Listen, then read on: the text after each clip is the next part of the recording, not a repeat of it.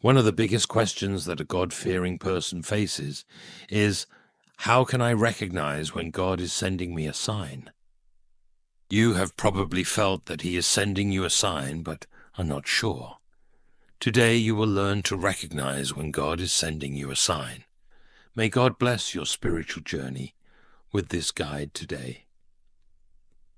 In a world where many people say, I believe in a God, but not in a personal God, the search for divine signs can seem confusing and uncertain. These people feel that the mysterious force behind everything must be more than a person. But what does Lewis mean by this? Why should we believe in a personal God? Well, if we understand God as an impersonal force rather than a personal being with whom we can interact and have an intimate relationship, we will never be able to recognize the signs He sends us. Lewis reminds us that the purpose for which we exist is to be so taken into the life of God. Wrong ideas about what this life is will make it more difficult. Therefore, to truly understand when God is sending a sign, it is crucial to recognize that when it comes to knowing God, the initiative lies on His side. If He does not show Himself, nothing you can do will enable you to find Him. This leads us to a fundamental conclusion. The only adequate instrument for learning about God is the whole Christian community, waiting for Him together. Thus, we can understand that our purpose is to enter into the life of God and be in a personal and vital relationship with Him. As it says in Jeremiah 10:10, "But the Lord is the true God.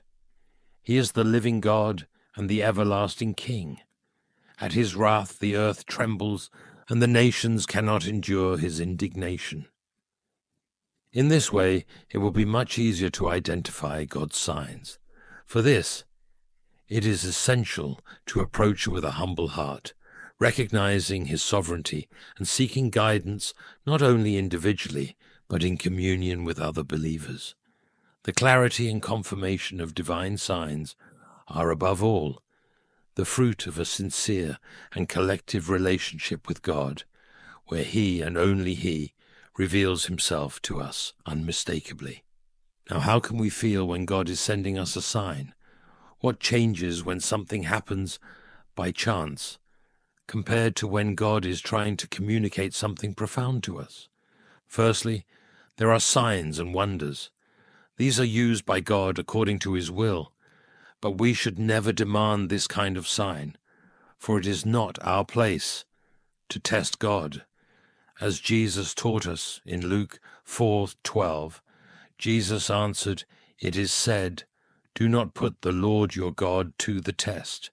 Lewis tells us that miracles are a reminder that nature, in the end, is incomplete, and there is something beyond it, something that nature itself cannot explain. However, it is important to remember that we should not test God by demanding specific signs. True faith is trusting in God regardless of whether we see visible signs or not. The second type of sign refers to the indications of the biblical principles that God wants us to follow. Lewis tells us that the way to divine guidance is through a life dedicated to prayer and the study of Scriptures.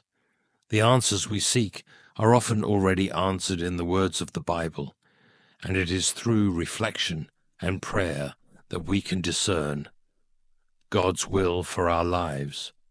These are the signs that Christians should always seek to understand how to live according to divine will.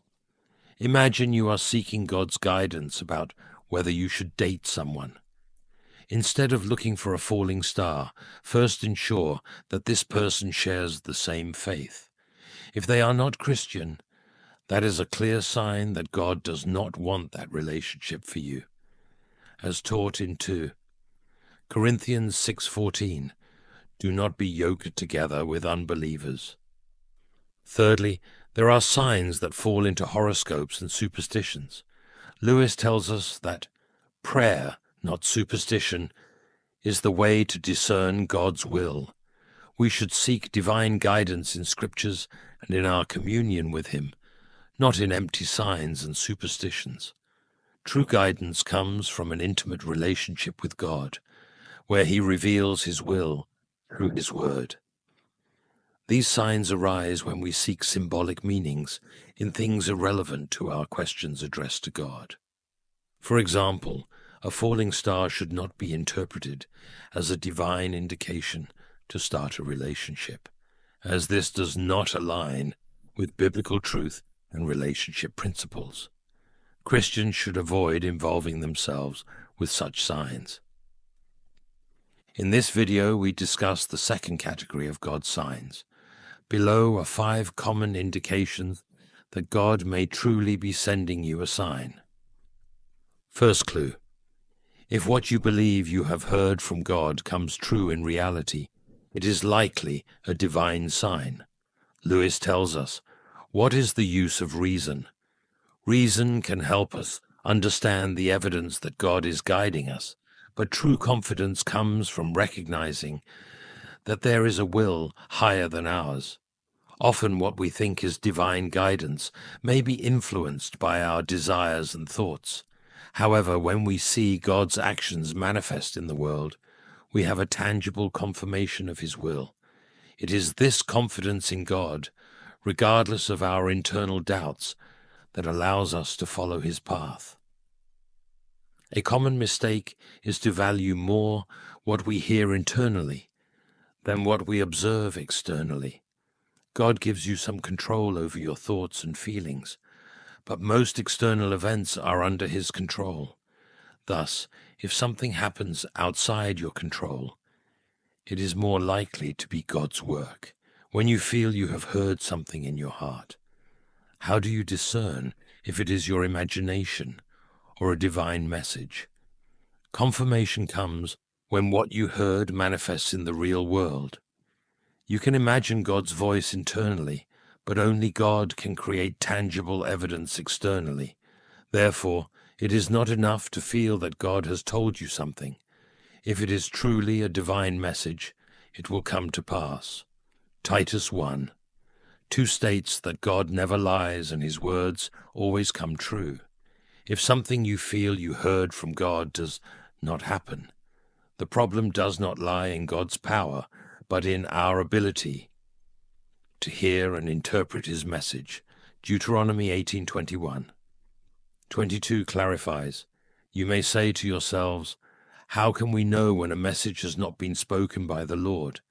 If what a prophet proclaims in the name of the Lord does not take place or come true, that is a message the Lord has not spoken. That prophet has spoken presumptuously, so do not be alarmed." Second clue: when a significant event related to what you asked God happens, it is likely a divine sign. Lewis tells us, God, who made times and places, who is the author of all nature, can and does intervene in His own works. The true understanding of God's sovereignty is to recognize that He has absolute control over everything that happens. He is not subject to the laws He created, but governs them, and, when necessary, transcends them. This means that significant events in our lives, especially those that respond to our prayers and needs, are manifestations of His sovereign will. A crucial principle for correctly interpreting the Lord's signs is to recognize His sovereignty. God's sovereignty means that He has absolute control over everything that happens. God is not a powerless being constantly reacting to humans. This would make humans the primary cause of all events, which contradicts several biblical passages that affirm God's sovereign plan. Understanding God's sovereignty is essential for discerning His will, for God communicates through the circumstances of our lives, being the one who controls these events. I am sure that all of you, like me, have experienced having a loved one diagnosed with a serious illness. It is right to pray for complete healing here on earth, for God encourages us to pray in this way. However, God's will for that situation will be revealed by the unfolding events. If the sick person recovers, it is a sign that God's will was their recovery. If the person passes away, it is an indication that God had a different plan for that circumstance.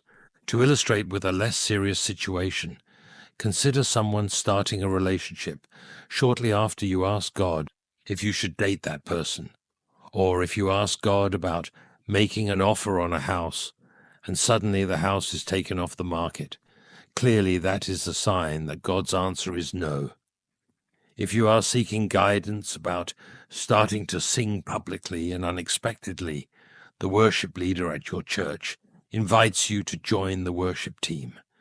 That can be seen as a clear sign from God. Let's look at what happened in John 13. Jesus predicted to his 12 disciples that one of them would betray him. He gave a sign to John by dipping the bread in the wine and handing it to Judas, as described in John 13:25, 26. However, for the other disciples, God's answer about who the betrayer was came a few chapters later in John 18:3. So Judas came to the garden, guiding a detachment of soldiers and some officials from the chief priests and the Pharisees. They were carrying torches, lanterns, and weapons. God clarified their doubts through the circumstances he allowed to happen with Judas. Random and disconnected events should not be interpreted as divine signs, but when something significant happens directly related to something you have prayed about, it is usually a sign from the Lord. Third clue: if the Bible directs you to act in a certain way to fulfill the Scriptures in a specific situation, it is a sign from God. Lewis tells us that true Christian faith is not just about believing the right things, but about living in a way that reflects those teachings. The Bible is not a rigid instruction manual. It is a source of wisdom that guides us in all areas of life. We must learn to apply biblical principles with discernment and sensitivity to the specific circumstances we face. God calls us to be not just rule followers, but wise people who understand and live according to his will. Biblical knowledge is understanding what the Bible teaches. Biblical wisdom is knowing how to apply that knowledge to your life. God calls us to be not just knowledgeable, but also wise. The Bible does not just provide commands and truths that we follow automatically. Rather, God teaches us to live wisely throughout the Scriptures. An excellent example of this is in 1 Corinthians 8. In this passage, Paul instructs the Corinthians about when they should eat certain foods and when they should not. He does not provide a grocery list of the only foods a Christian should eat, nor does he say that in all situations a Christian can eat whatever they want. In summary, in 1 Corinthians 8, Paul explains that Christians have the freedom to eat any food, even if it was offered to an idol, because they know idols are not real. There is only one God, so food offered to idols is just food. However, Paul qualifies this freedom with what he said in 1 Corinthians 8, 7-13. However, not everyone possesses this knowledge. Some people are still so accustomed to idols that when they eat sacrificial food, they think of it as having been sacrificed to a god, and since their conscience is weak, it is defiled. But food does not bring us near to God. We are no worse if we do not eat, and no better if we do. Be careful, however, that the exercise of your rights does not become a stumbling block to the weak. For if someone with a weak conscience sees you, with all your knowledge, eating in an idol's temple, won't that person be emboldened to eat what is sacrificed to idols? So this weak brother or sister, for whom Christ died, is destroyed by your knowledge, When you sin against them in this way and wound their weak conscience, you sin against Christ. Therefore, if what I eat causes my brother or sister to fall into sin, I will never eat meat again, so that I will not cause them to fall. Paul emphasizes that, although we may have freedom, we must consider others' consciences. If what we eat causes a brother to stumble in their faith, it is better to abstain, so as not to harm them spiritually. Fourth clue. The Bible teaches us about certain causes and effects, so the causes you observe around you indicate that the effects are near. Lewis tells us that every action we take is a step towards heaven or hell. Our choices shape our character, and consequently, our destiny. The Bible is clear in teaching that certain actions have inevitable consequences. Biblical wisdom reveals to us that behaviors like laziness and foolishness bring negative results, while diligent work and wisdom lead to rewards and growth. Throughout the Scriptures, God reveals the outcomes of certain behaviors. In Proverbs, for example, we learn that hard work brings rewards, while laziness leads to poverty. We are also told that if you rebuke a fool, he will hate you, but if you rebuke a wise man, he will love you for it. The point is that the Bible explains various causes and their effects. This means that when God shows you a cause, it is a sign that the corresponding effect is coming. If someone is being lazy, it indicates that poverty is near. If someone has rebuked a fool, it signals that the fool's negative reaction is about to happen. In Matthew 24, Jesus gave several warnings about what will happen before his second coming. In Matthew 24:28, he said, "Wherever there is a carcass, there the vultures will gather." Although this statement may sound strange to our modern ears, in context, I believe Jesus is illustrating the principle of cause and effect. A carcass attracts vultures. Similarly, when we see the signs mentioned in Matthew 24, it is an indication that his second coming is near.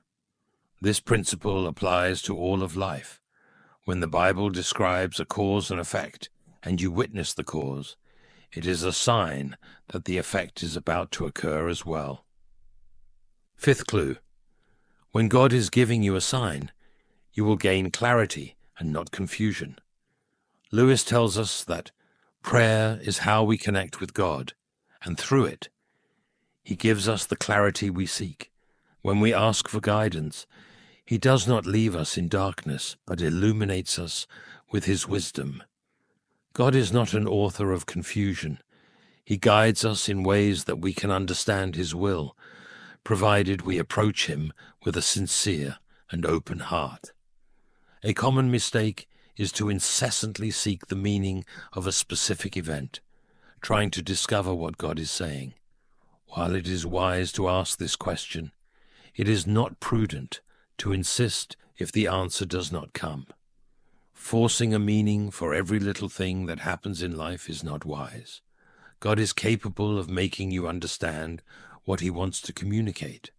If something strange occurs and you do not know what it means, it is more likely that it is not a sign from God, for he is not the author of confusion, as it is written in 1 Corinthians 14:33. For God is not a God of disorder, but of peace. And as Paul said to Timothy in 2 Timothy 2:7, reflect on what I am saying, for the Lord will give you insight into all this.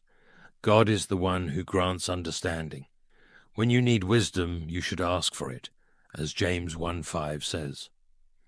However, sometimes confusion persists because it is not a sign from God, and he has nothing to communicate about it. The point is that if God is sending you a sign, you will understand what it means, for God can make you comprehend if you ask him for wisdom.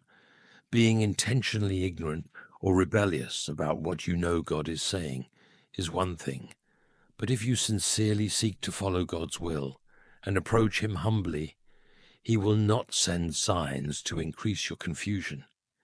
You can trust in the Lord. He knows exactly how to direct you to the path He wants you to follow.